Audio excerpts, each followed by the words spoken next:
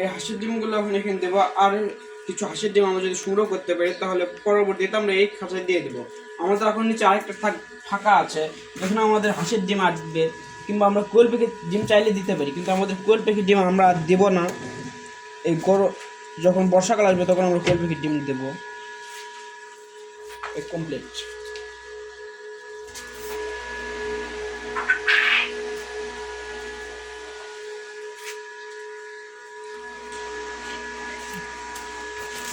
আর আমাদের বাড়িতে শুধু আর এই দুইটা খরগোশ আছে, এই এক জোড়া খরগোশ, আর বাদ বাকি সব খরগোশ, একটা খরগোশ মারা গিয়েছে এবং আর 3টা খরগোশ বন বিড়াল খেয়ে ফেলেছে। আফসোস যে খরগোশগুলোকে বাঁচাতে পারলাম না, 2টা বাচ্চা খুব কিউট হয়েছিল। আর দেখা যাক আমাদের এই মেয়ে খরগোশটা প্রেগনেন্ট, এর কয়টা বাচ্চা হয়, এর বাচ্চাগুলোকে আমরা রাখার চেষ্টা করবো ইনশাআল্লাহ।